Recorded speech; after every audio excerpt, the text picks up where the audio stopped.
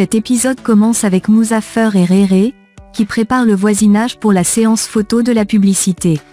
Ils font rire aux éclats les femmes, les incitant également à montrer leur visage dramatique. L'atmosphère est joyeuse et tout le monde semble se prendre au jeu. Pendant ce temps, Selim passe, suivant une femme discrètement, mais Réré et Muzaffer l'arrêtent net. Curieux de savoir ce qu'il fait là, il lui demande des explications. Muzaffer, méfiant, finit par l'éloigner du voisinage, insistant pour qu'il parte.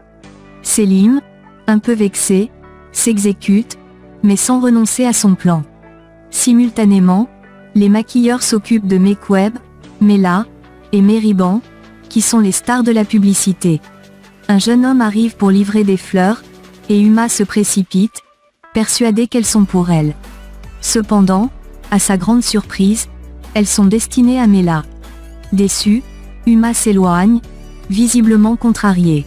De son côté, Selim, refusant de baisser les bras, se cache derrière un mur. Il envoie des baisers volés à Mela, qui semble les apprécier. Réré et Muzaffer, alertes, remarquent sa présence et décident de le chasser une nouvelle fois, mais cette fois-ci, avec plus d'insistance. Alors que la séance photo se prépare, Mekweb, Meriban, et Mela aperçoivent Aïcher et son père. Elles ne peuvent s'empêcher de remarquer qu'Aïcher a un style similaire à celui de Khan. Intriguées, elles en discutent brièvement entre elles. Senem, curieuse elle aussi, s'approche pour échanger quelques mots avec Aïcher avant que la séance photo ne commence. La séance photo se déroule sans accroc, tout le monde est satisfait des résultats.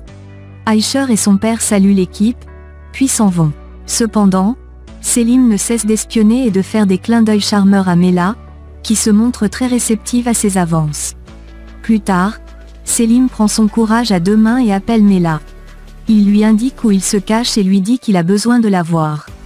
Touchée, Mela lui répond qu'elle arrive immédiatement. Cependant, une fois qu'elle se présente à la porte, Selim la ferme rapidement, créant un malaise.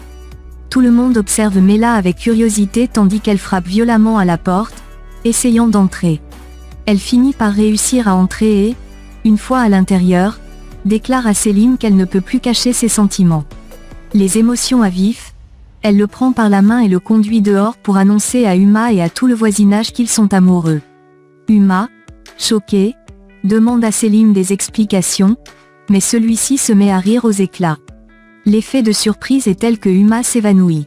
Peu après, on vient annoncer à Mela que son frère lui a menti à propos de leur fortune. En réalité, ils n'ont plus d'argent. Mela, bouleversée, s'évanouit à son tour. Dans un dernier coup de théâtre, Selim, voyant que la situation tourne mal, décide qu'il est temps de partir. « Je m'en vais maintenant qu'il n'y a plus d'argent », déclare-t-il sans scrupule, avant de s'enfuir, suivi de près par sa sœur qui le rattrape en courant. Après s'être rétabli de son évanouissement, Uma sort pour rejoindre ses fils à l'extérieur.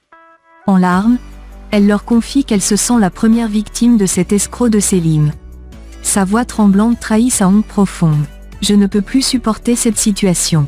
J'ai tellement honte que je préfère m'éloigner un moment », ajoute-t-elle, les yeux rougis. Elle leur annonce alors qu'elle partira en Australie pendant un temps, espérant ainsi trouver un peu de paix. Ses fils, touchés par son désarroi, la prennent dans leurs bras, tentant de la réconforter. Le soir venu, Meriban confie à Senem qu'elle n'était pas au courant des méfaits de son frère. « Je ne savais pas qu'il était un escroc. Je suis aussi surprise que toi, » lui dit-elle avec un air accablé. Les deux femmes partagent un moment de calme, buvant du thé ensemble pour apaiser la tension de la journée. Plus tard, Senem retourne à l'intérieur de la maison et est surprise de voir tout le monde, y compris Aïcher, rassemblés dans le salon. Les discussions semblent animées, et elle les entend parler d'un voyage à venir. Cette nouvelle la surprend davantage. Khan, remarquant son étonnement, s'approche et lui dit « Ne t'inquiète pas, tu viendras avec nous. » Senem, troublé par cette déclaration inattendue, ne sait quoi répondre. Une fois que tout le monde est parti, laissant Khan et Senem seuls dans la maison, un sentiment de malaise s'installe entre eux. Senem, ne pouvant plus contenir sa confusion, lui demande « Pourquoi devrais-je venir avec toi ? Nous ne sommes que des partenaires professionnels, et tu ne te souviens même pas de moi. Sa voix est empreinte de frustration et de tristesse. Elle poursuit, il n'est pas nécessaire que tu te sentes obligé de faire quoi que ce soit pour moi.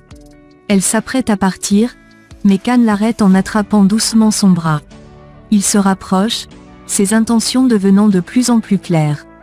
Alors qu'il tente de l'embrasser, Senem le repousse doucement en disant « Ce n'est pas nécessaire ». Elle quitte ensuite la pièce, laissant Khan seul et pensif. Le lendemain matin, Senem fait ses adieux à Meriban. Touchée par la générosité et le soutien de cette dernière, elle la remercie pour tout ce qu'elle a fait pour elle durant son séjour. En réponse, Meriban lui tend la clé de la maison et lui dit avec émotion « Cette maison t'appartient maintenant. Tu pourras revenir ici chaque fois que tu le souhaites. » Les deux femmes se prennent dans les bras, les yeux remplis de larmes. C'est un moment de tendresse et de gratitude, où aucune d'elles ne peut retenir ses émotions. Senem monte ensuite dans un taxi, un pincement au cœur, prête à tourner une nouvelle page de sa vie. Pendant ce temps, à l'agence, Darren appelle Khan pour discuter de travail. Elle lui demande si Senem est déjà arrivé, mais Khan lui répond que non, et que cela l'inquiète un peu. Peu après cet appel, Khan tente de joindre Senem à son tour, mais sans succès. Son téléphone sonne dans le vide, et il commence à se demander où elle peut bien être. De leur côté, Muzaffer et Rere prennent leur petit déjeuner ensemble, comme à leur habitude. Ils discutent de tout et de rien, plaisantant pour alléger l'atmosphère. Cependant, une certaine distance semble s'être installée entre eux, comme si quelque chose de non dit flottait dans l'air. Après leur repas, ils retournent chez eux, gardant cette même distance, chacun plongé dans ses pensées, réfléchissant à ce qui s'est passé la veille et aux événements à venir. Au même moment, Senem arrive chez elle, traînant sa valise derrière elle. Elle salue ses voisins avec un sourire, échange quelques mots, puis se dirige vers la porte de sa maison. Elle sonne, et sa mère lui ouvre rapidement. « Tu es de retour ?» lui demande-t-elle, émue. Sans attendre de réponse, elle prend Senem dans ses bras, l'enveloppant d'une étreinte chaleureuse, avant de la faire entrer. L'intérieur de la maison est rempli de souvenirs familiers, un lieu de réconfort pour Senem, qui aspire à un nouveau départ. Pendant ce temps, à l'agence, Rere et Muzaffer arrivent en fanfare avec un slogan pour la prochaine campagne. Leur enthousiasme est palpable, mais l'atmosphère au bureau est tendue. Khan, de plus en plus préoccupé, remarque que Senem n'est toujours pas arrivé. Il tente une nouvelle fois de la joindre, mais encore une fois, son téléphone reste muet. Son inquiétude grandit, bien qu'il ne veuille pas le montrer ouvertement. De l'autre côté, Senem est attablé avec sa famille pour le dîner. Le repas se déroule dans une ambiance tranquille, chacun savourant la simplicité de ces moments passés ensemble. Après avoir fini de manger, Mekweb et son mari quittent la table pour discuter en privé, tandis que Leila, la sœur de Senem, reste avec elle.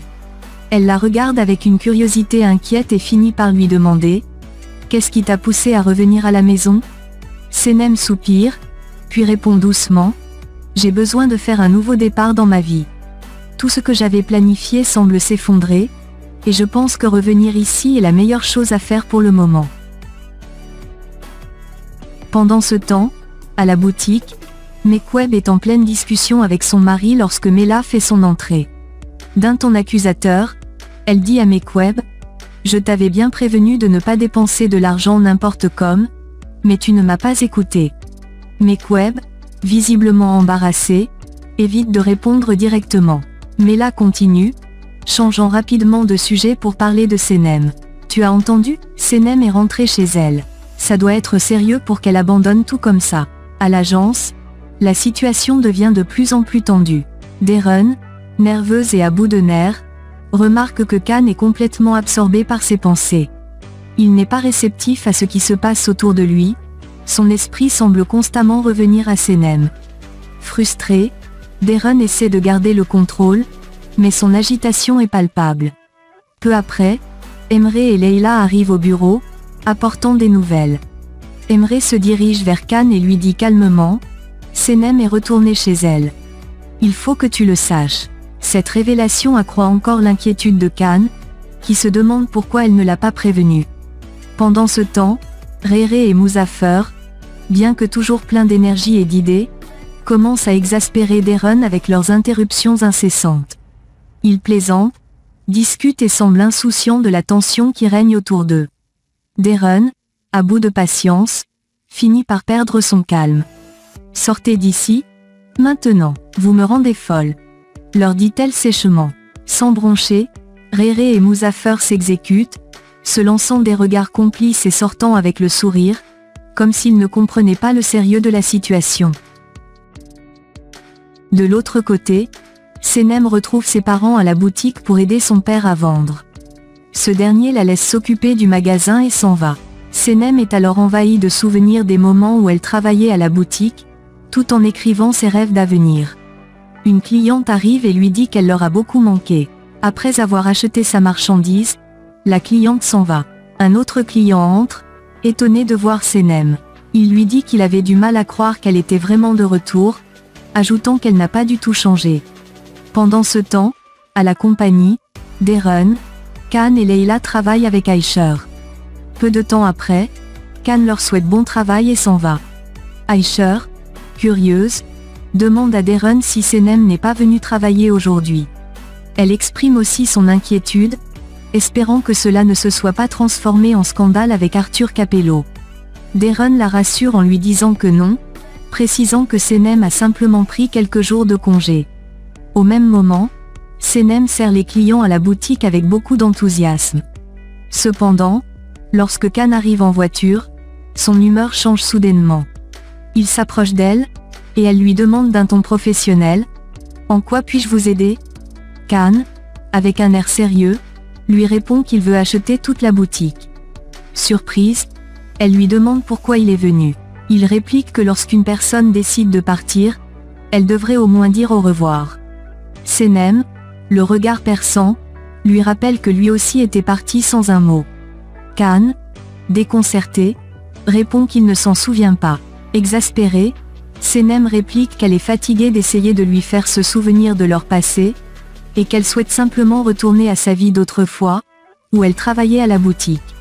Elle ajoute qu'il peut vivre sa vie comme bon lui semble, et le supplie de la laisser faire de même. Khan, reconnaissant la justesse de ses propos, admet qu'elle a raison, car c'est elle qui a le plus souffert. Senem, résigné, conclut « Nous avons fait tout ce que nous pouvions, mais ça n'a pas marché. » Khan, visiblement affecté, s'en va tandis qu'elle le regarde partir avec tristesse. Elle finit par s'asseoir, accablée par l'émotion. Dans sa voiture, Khan est lui aussi submergé par la tristesse. Senem, de son côté, éclate en sanglots à la boutique. Khan commence à avoir des flashs de souvenirs de ces moments passés avec elle, tandis que Senem, en pleurs, se remémore également leurs beaux moments ensemble.